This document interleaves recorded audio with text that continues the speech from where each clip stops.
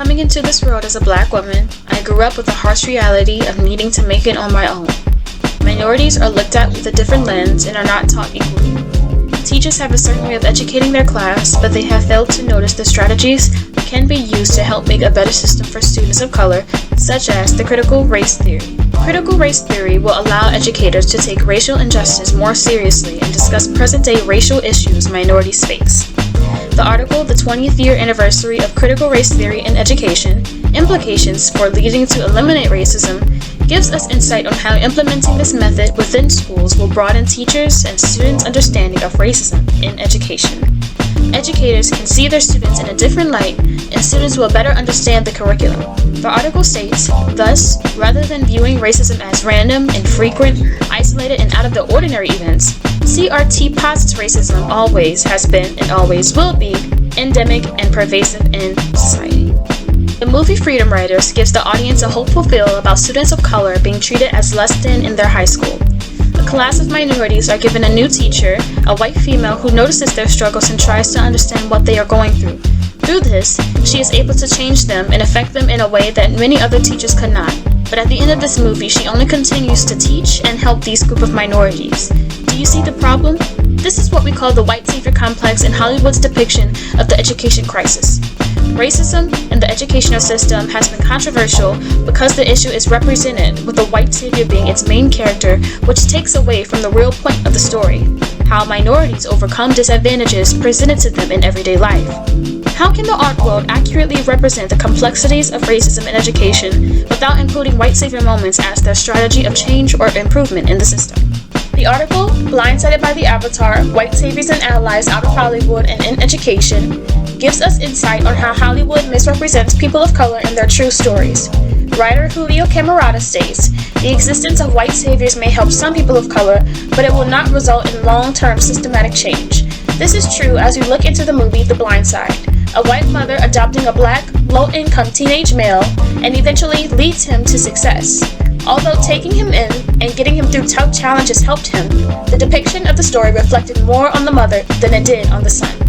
On the show, Late Night with Seth Meyers, a white savior comedy sketch is being portrayed of a black woman and a white man. The use of comedy brings out the problematic change that belittles African Americans more than before. The white savior complex is not a solution but an overlook of the true faults that are not taken seriously by society. The movie Dangerous Minds falls into the white savior trope with, yet again, a white teacher and minority students. Although stereotypical roles are highlighted throughout Freedom Writers and Dangerous Minds, both films fail to represent the perseverance of minorities and them standing on their own without the help of a white person. A good example of black students achieving without the white savior complex in place is the movie The Great Debaters. This deals with the reality of racism, segregation, and difference in education within an HBCU college in 1935. Denzel Washington directs and acts as the debate coach in this movie and takes us on a journey of cruelty and strength as the first black debate team of Wiley College competes with the top debate team, Harvard University.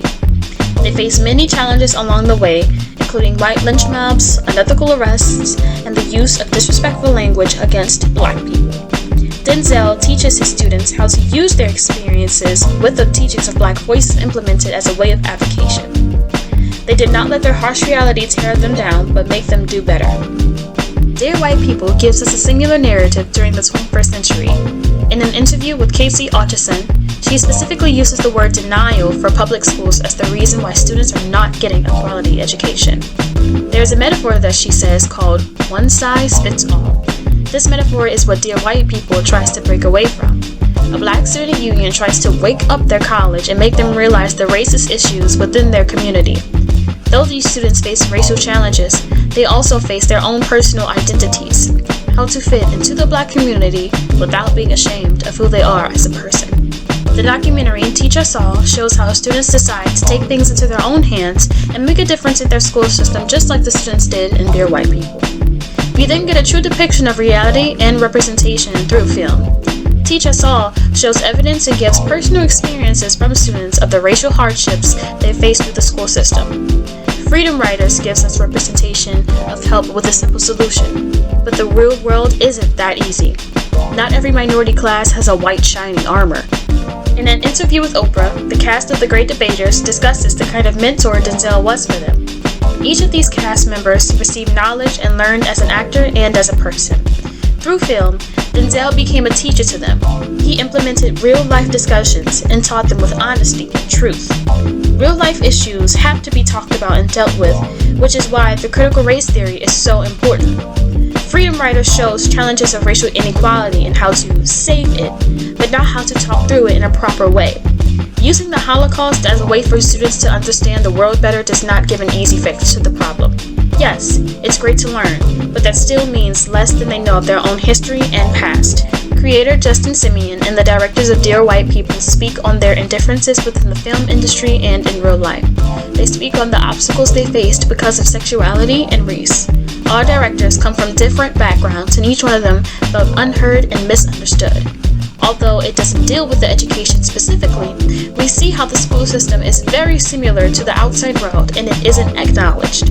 Hollywood has done a poor job of truthfully executing the true identities of colored people and what they stand for.